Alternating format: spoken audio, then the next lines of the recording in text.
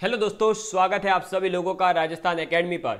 मैं प्रवीण सिंह। इस वीडियो में आप सभी लोगों के साथ में सेकंड ग्रेड का मैथ्स का सिलेबस, जिसके अंतर्गत हम बात कर रहे थे सर्कल टॉपिक के ऊपर। और सर्कल टॉपिक के अंतर्गत मैं आप लोगों को tangent, normal, point of tangency, point of chord और सब चीज़ें, पावर, जो आपके पॉइंट्स की पावर होती है, यानी कि पावर ऑफ अ पॉइंट है। उसके बाद में मैंने आप लोगों को क्या बताया था, पेयर ऑफ अ टेंजेंट है, टेंजेंट की इक्वेशंस किस किस फॉर्म में लिख सकते हैं, सब चीजें सर्कल से रिलेटेड करवा चुका हूं। आज मैं आपके साथ में आरपीएससी का सेकंड ग्रेड का जो पेपर हो चुके हैं और जो क्वेश्चन पूछे गए हैं उनको डिस्कस करने वाला हूं, और सीधे के सीधे उनके पेपर में से ही कट करके, यानी क्वेश्चन नंबर समेत मैं आप लोगों के लिए लेकर आया हूं। जैसे ये देख लीजिए, ये क्वेश्चन 30 नंबर पर ही दे रखा है। ये पेपर 2018 या 15 वाला है। कंफ्यूज इसलिए हूं क्योंकि ये मैंने पेपर पर फर्स्ट और ऐसे सेव कर रखा था, तो मैंने पेपर फर्स्ट में से उठाया। ये 15 वाला भी हो सकता है और 18 वाला भी हो सकता है, ठीक है। वहां से ये क्वेश्चन उठाया है। हमें उससे कोई मतलब नहीं है, ये एग्जैक्ट ये क्वेश्चन आया हुआ है, आप उठा के देख लीजिएगा। तो अब आप देखिए कि क्वेश्चन पूछा गया है, angle between the two tangent from origin to the circle x square plus Y square minus 14x plus 2y plus 25 equal to 0 is.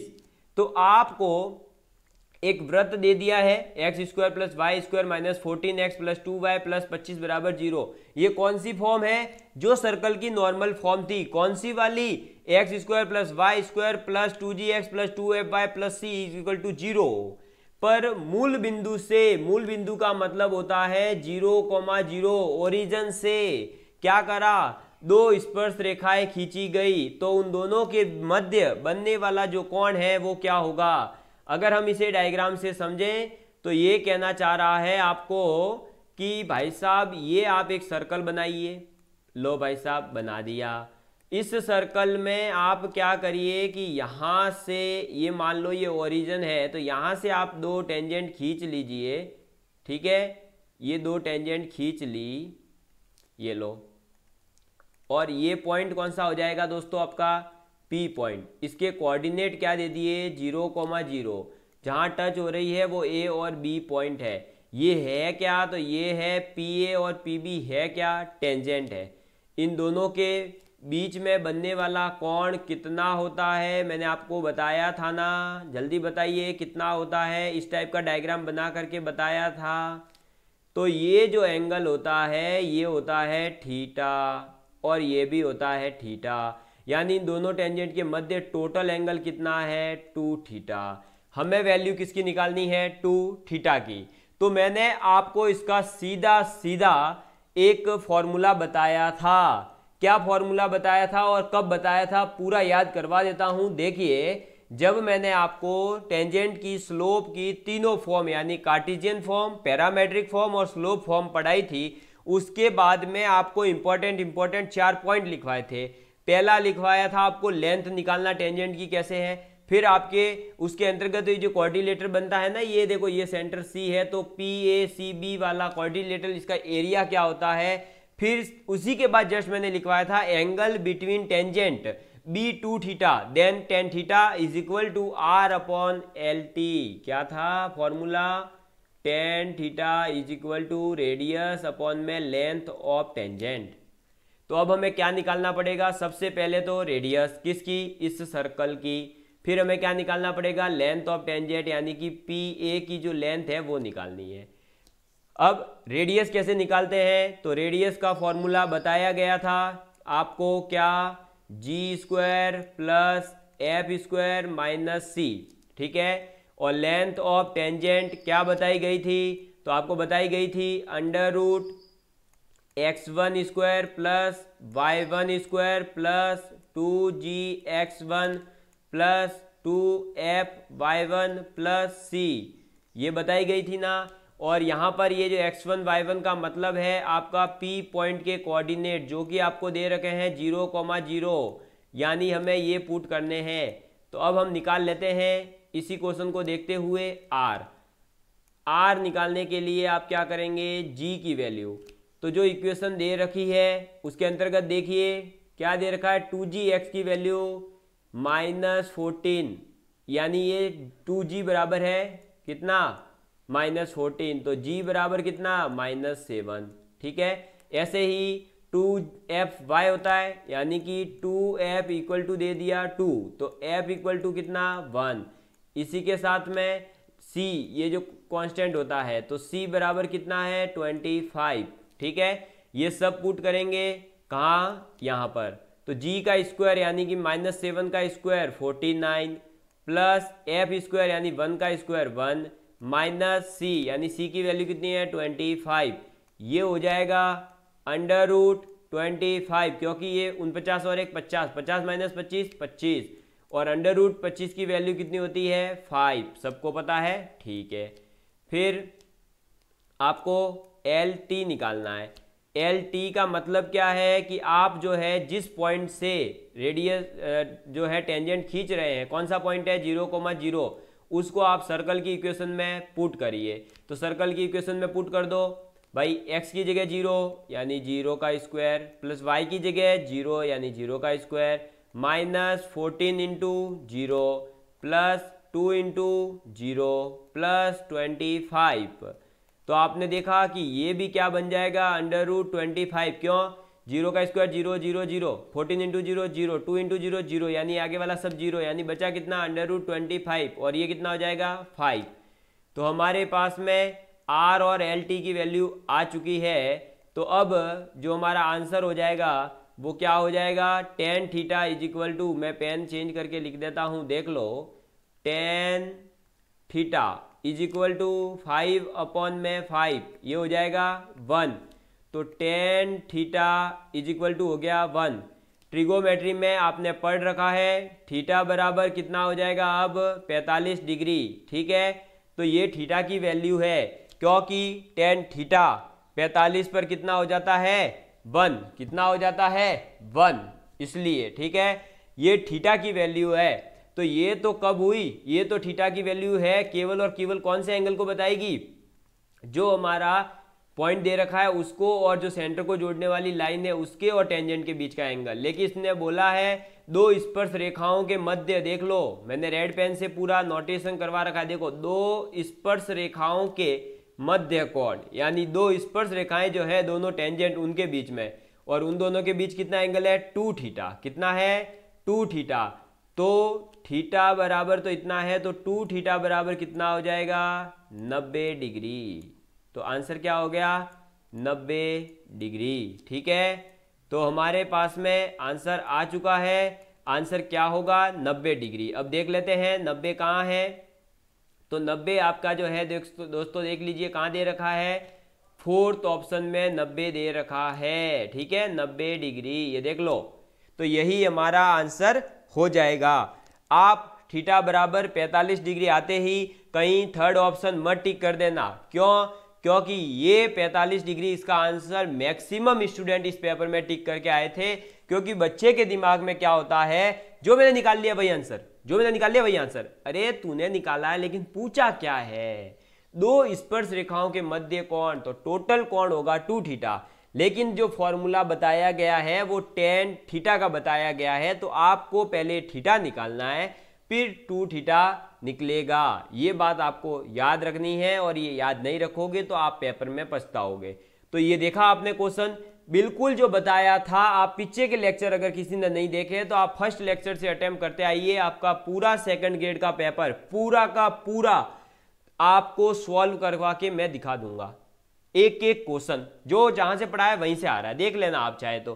क्योंकि ये नोट्स कोई आपको जो है 2nd ग्रेड के लेवल से नहीं बनाए गए हैं, ये IIT JEM और IIT जो एडवांस वगैरह की तैयारी करते हैं ना, इंजीनियरिंग वगैरह के लिए, उसमें काम आने वाले नोट्स है। तो आपको अच्छे से ही पढ़ाया जा रहा है। आप जरूर जो है इन्हें पढ़िए और नोट्स जरूर बनाइए, मेरा यही मानना है। आप अगर ऐसे सोचते हैं केवल और केवल यहाँ सुन लिया, तो सुनने से भैया मैथ्स में तो कुछ नहीं होगा, ये कोई हिस्ट्री नहीं है। ठीक है, पहले ही बता दूं, मेहनत करोगे तो फल मिलेगा, वरना तो फिर जिस प्रकार से कई बच्चों का इस बार रीट का पेपर खराब हुआ है ना, कि भाई रीट का क्या, अरे सर वो समझ ही नहीं आया, अरे सर वो समझ नहीं आया, अरे वो समझ आया नहीं आया वो कोई नहीं पूछता है। आप पॉइंट 1 से रहे, चाहे पॉइंट 10 से रहे, चाहे 10 नंबर से रहे, चाहे 200 नंबर से रहे, रहा मतलब रहा। लोग आपसे केवल इतना पूछेंगे कि आपका सिलेक्शन हुआ या नहीं हुआ, बस हाँ या ना, यस या नो, दो चीजें, अंदर या बाहर, रोल नंबर आया या नहीं, सीधी बात है। तो आपको अभी से मेहनत कर लीजिए, अभी तक वैकेंसी नहीं घोषित हुई है और वैकेंसी बहुत जल्द घोषित होने वाली है। बहुत जल्द का मतलब मेरे पास कोई भाई आरपीएससी के अध्यक्ष ने मुझे नहीं बताया कब घोषित करने वाले हैं, लेकिन जिस प्रकार से अन्य वैकेंसीज घोषित हो रही है उसी प्रकार से बजट की घोषणा के अनुसार कम से कम 3-4 हजार पोस्टें तो आपके सेकंड ग्रेड की और 4-5 हजार ही आपके फर्स्ट ग्रेड सेकंड ग्रेड की, टोटल 7-8 हजार वैकेंसीज निकलने की संभावना पूरी पूरी है। तो आप उसकी तैयारी में लगे रहें तभी। और अगर मैथ्स वाले हैं तो देख लीजिए, आपके फिजिक्स वगैरह की भी क्लासेस, साइंस वालों के लिए भी हम लगाने की कोशिश कर रहे हैं, अभी मैथ्स पढ़िए, ठीक है। चलिए तो फिर वापस अब अपनी क्लास के ऊपर आते हैं। देखो एक क्वेश्चन है वापस से 32 नंबर पर, 30 के बाद 31 था स्ट्रेट लाइन से, जो हम आगे पढ़ेंगे, और ये 32 नंबर का क्वेश्चन देखो। If straight line a x plus b y equal to 2, जहां पर ए बी जो है वो 0 नहीं हो सकता है, is tangent to the circle x square plus Y square minus 2x equal to 3 and is normal to the circle x square plus Y square minus 4y is equal to 6, then a b equal to, question कह रहा है कि एक line है, सबसे पहले तो दो सर्कल दे रखे हैं आपको अलग अलग, ये यहाँ कंफ्यूज मत हो जाइएगा कि एक ही सर्कल है, तो एक ये सर्कल है, दूसरा ये एक और सर्कल है, ठीक है। ये मैंने दो अलग अलग सर्कल बना दिए। इन सर्कल के अंतर्गत क्या हो रहा है कि एक लाइन है, क्या है, एक लाइन है जो आपके एक सर्कल के लिए, यानी मान लो कि इसका अगर हम नामकरण कर देते हैं C1 और इसका नामकरण करते हैं C2, ठीक है। तो C1 जो है मैं इसे मान रहा हूं और C2 जो है मैं इसे मान रहा हूं, ठीक है। तो C1 के लिए तो टेंजेंट है, यानी कि इसके लिए तो आप टेंजेंट बनाइए और यही लाइन इसके लिए परपेंडिकुलर कर दीजिए, ठीक है, नॉर्मल मतलब। एक मिनट, ये थोड़ी सी टेढ़ी हो रही है, ये लो अब सही आ रही है, ठीक है। ये भाई एक मिनट में, ये लो, ठीक है। तो ये कह रहा है कि इस C1 के लिए तो ये टेंजेंट है, क्या है, टेंजेंट है। इस लाइन की इक्वेशन क्या है, तो ax plus b y is equal to 2, ठीक है। और इसके लिए ये क्या है, नॉर्मल है। कैसे नॉर्मल है, तो मैंने आपको बताया था टेंजेंट का मतलब होता है वो लाइन जो केवल और केवल सर्कल को टच करे। नॉर्मल का मतलब होता है कि ये लाइन जो है आपके स्ट्रेट लाइन होती है और ये जो है टेंजेंट के क्या होती है, पैरेलल परपेंडिकुलर हो जाती है और पास करती है उसी पॉइंट से एक ही सर्कल के लिए। लेकिन अलग अलग सर्कल है तो आप कैसे डिफाइन करेंगे, तो जो नॉर्मल होगी वो हमेशा हमेशा हमेशा आपके सर्कल के सेंटर से पास होगी। तो सर्कल के सेंटर से पास हो रही है ना नॉर्मल, हमने मान लिया कि ये सेंटर है तो इस सेंटर से पास करवा रहे हैं ना हम, ये देखो। तो ये लाइन नॉर्मल है इस सर्कल के लिए और इसके टच होके पास हो रही है तो टेंजेंट है, मतलब एक ही लाइन थी और यही सिचुएशन दे रखी है।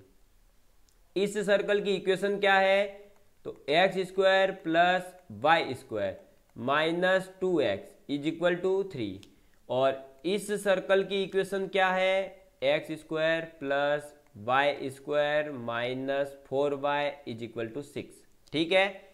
अब आपको मैंने एक कॉन्सेप्ट बताया था कि आप जो है परपेंडिकुलर डिस्टेंस किसी भी पॉइंट से निकालनी है तो कैसे निकालेंगे। सबसे पहले तो बताइए इसका सर्कल क्या हो, इसका सेंटर क्या होगा C1 का, तो minus 2g equal to minus G और माइनस एफ होता है जब आपको X square plus Y square plus 2g X plus 2f plus C equal to दे रखा है 0 तक। तो इसमें हो जाएगा माइनस जी, यानी कि 2g इक्वल टू कितना है, पहले ये देखो भाई, ये देख लो। तो इस इक्वेशन में तो 2g इज इक्वल टू है -2, तो g इक्वल टू -1, ठीक है। और f की टर्म है इस नहीं, या f की टर्म तो नहीं है ना, यानी कि y इक्वल टू 0 हो जाएगा, तो f बराबर भी 0। तो इसके कोऑर्डिनेट क्या हो जाएंगे दोस्तों, -1,0। ऐसे ही इसमें क्या है, x का कोऑर्डिनेट नहीं है तो 0, और ये हो जाएगा माइनस का आपके -2f इज इक्वल टू -4, तो f इक्वल टू -2, यानी कि 0, -2।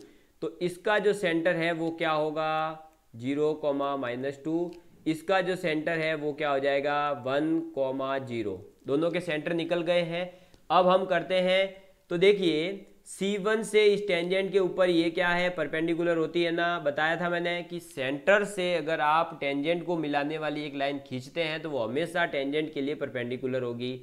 और परपेंडिकुलर डिस्टेंस आपको अगर निकालनी है किसी लाइन के रेस्पेक्ट में, तो मैंने आपको बता दिया था पहले ही, एक फॉर्मूला होता है। और वो फॉर्मूला क्या था कि रेडियस यानी कि लेंथ जो भी है उसकी वो इक्वल हो जाती है उस पॉइंट को, यानी ax1 प्लस by1 प्लस जो भी है यहाँ पर c अपॉन में √x का कोफिशिएंट और y का कोफिशिएंट का स्क्वायर। तो r तो हमारे लिए क्या हो जाएगी रेडियस। और इसमें अगर हम रेडियस देखें तो इस सर्कल की रेडियस क्या होगी, तो इस सर्कल की जो रेडियस है वो हो जाएगी √g²। कितना है g, कितना है 1 है, -1 है ना, तो 1 का स्क्वायर 1 हो जाएगा, प्लस f कितना है 0 का स्क्वायर 0, और ये c, और c की वैल्यू कितनी है 3, तो ये -3 है, तो ये इधर भी आएगा, ये इस तरफ आएगा तो -3 बनेगा यानी +3, तो ये हो जाएगी 2, क्योंकि √4 है, तो ये इतना थोड़ा बहुत समझ सकते हो, ठीक है। तो ये हो जाएगा, तो ये 2 जो है वो हमारे पास आ चुका है, यानी कि सेंटर की और टेंजेंट की डिस्टेंस जो है परपेंडिकुलर वो कितनी है 2 है। तो 2 = अब जो सेंटर है वो क्या है हमारा -1, 0 यानी कि -a, y की वैल्यू 0 यानी 0 प्लस c, तो c की वैल्यू तो कितनी है दोस्तों हमारे पास में, अरे c की वैल्यू कितनी है देख लो, इसमें कितनी है 3, ठीक है, कितनी है देख लो भाई, अरे इधर देख लो उस लाइन में, सॉरी इसमें देखिए, इसमें ये लाइन ax प्लस by -2 = 0 लिखेंगे तो यहाँ आ जाएगी -2, तो कितना आ जाएगा यहाँ -2, ठीक है, अपॉन में √a², एक यानी x का कोफिशिएंट कितना है a ही है, तो a² प्लस ये b² ही आ जाएगा, क्योंकि a और b ही दे रखे थे। अब हम क्या करेंगे, इसका कर देंगे स्क्वायर, ठीक है, क्या कर देंगे स्क्वायर, इसको करेंगे दोनों तरफ से स्क्वायर करके सॉल्व, तो इसे सॉल्व करेंगे तो ये आ जाएगा 4 = a-2 का होल स्क्वायर, ठीक है, अपॉन में a² प्लस b²। ये इक्वेशन बन रही है। जब आप इसको सॉल्व करेंगे तो आपके पास में एक कंडीशन आएगी कि b² = 4 - 4a -3a² अपॉन में 4, ये एक कंडीशन आ जाएगी, ठीक है। अब बच्चों वाली कोई कैलकुलेशन में करके नहीं बिताने वाला, आप जो है ये लाइन दे रखी है ना आपकी ax प्लस by -2, इसके अंतर्गत इस पॉइंट को पुट कर देंगे -1, 0 को, तो आपके सामने जो है ये पूरा सॉल्व होकर के b की एक कंडीशन आएगी आपके साथ। वो कंडीशन ये आएगी, ये मैं बता देता हूँ ताकि आप कंफ्यूजन ना हो। तो b की कंडीशन ये आ जाएगी b² = 4 - 4a -3a² अपॉन में 4।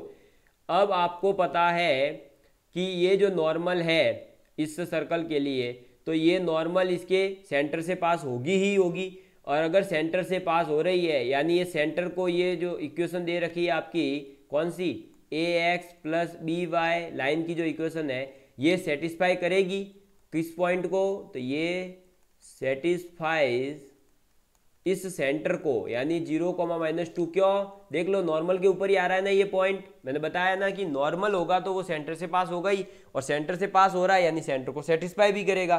तो हम इस सेंटर को इसमें पुट कर देते हैं।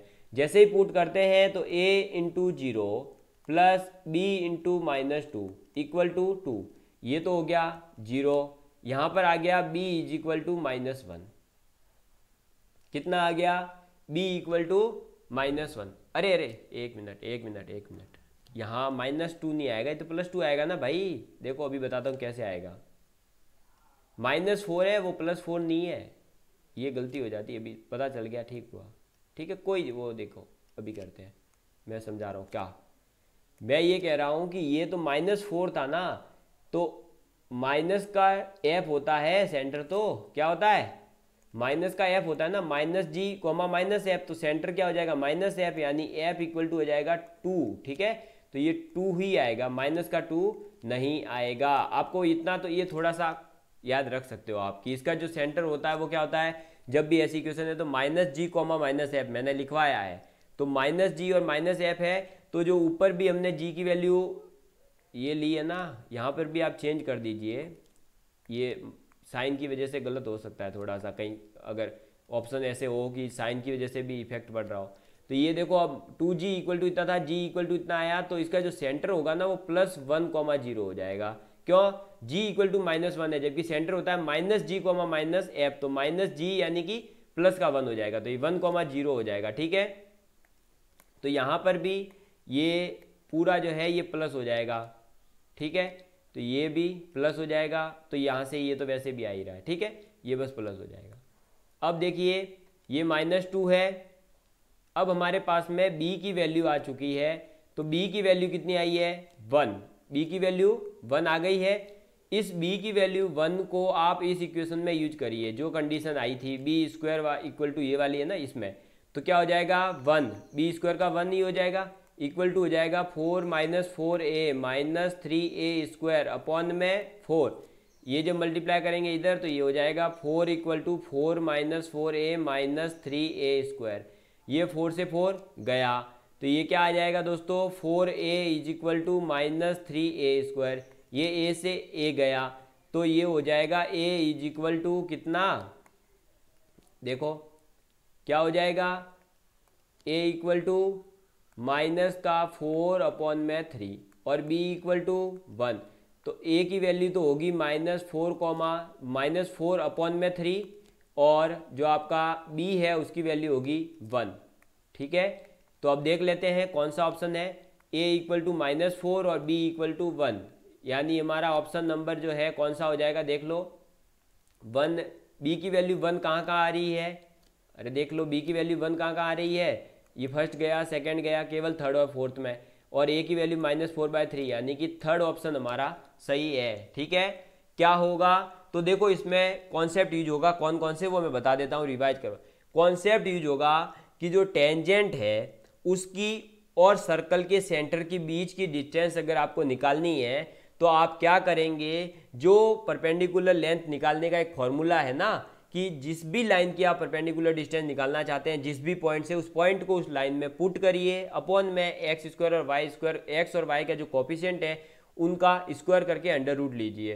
तो वो फॉर्मूला मैंने आपको पहले ही बता चुका हूँ क्लास में, आप देख लीजिएगा वीडियोस में। ठीक है, तो वो यहाँ पुट कर देंगे, तो r बराबर r ही है परपेंडिकुलर डिस्टेंस यानी रेडियस, वो क्या हो जाएगी? ax1, यानी कि a इंटू x1, यानी कि जो कोऑर्डिनेट्स है उस सर्कल के सेंटर के, जहाँ जो सेंटर से निकालनी है तो सेंटर वाले, अगर किसी अन्य पॉइंट से निकालनी होती तो उस पॉइंट के कोऑर्डिनेट्स पुट करते, फिर जो वैल्यू आ रही है उसको ये दोनों तरफ मॉड होता है, इसलिए इसको नीचे वाले इस रूट को हटाने के लिए दोनों तरफ स्क्वायर करते हैं। वहाँ से हमारे पास एक कंडीशन आ जाती है कि b² equal to 4 - 4a - 3a² upon 4।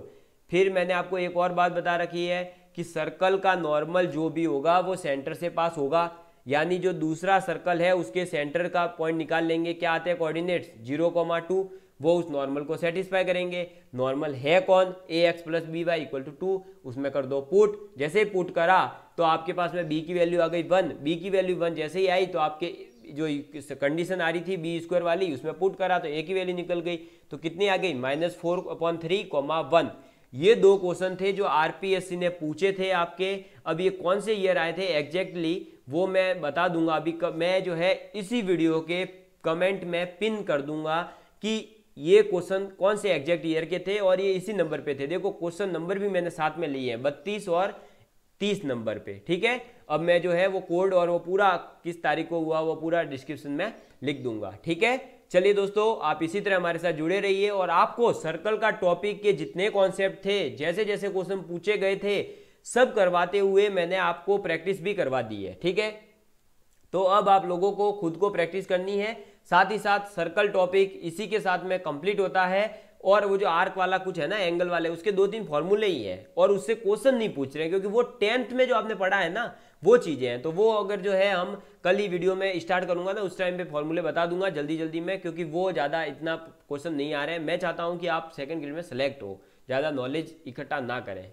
ठीक है, तो वो फिर भी बता दूंगा। इसी के साथ फिर आपकी सेकेंड यूनिट कंप्लीट हो जाएगी और 2 यूनिट में मात्र देख लो, 2 यूनिट में 18 वीडियो है, क्योंकि ये 17वां वीडियो है और 18वां वीडियो आर्क एंड उसके ऊपर बना दूंगा।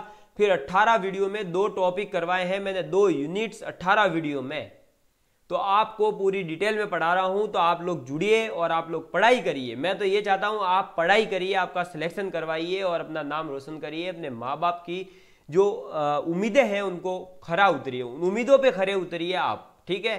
तभी आप अपनी जिंदगी में सफल हैं, अन्यथा आप अपनी जिंदगी में, ये नहीं है कि आप नौकरी लेकर सफल बने, आपको अगर कोई अन्य काम भी आता है तो वो भी करके सफल बनिए। आप बस अपने माता पिता की उम्मीदों पे खरे उतरिए, उनकी उम्मीदों पे कभी पानी मत फिरने देना दोस्तों, वरना आपकी जिंदगी व्यर्थ है। ठीक है दोस्तों, धन्यवाद।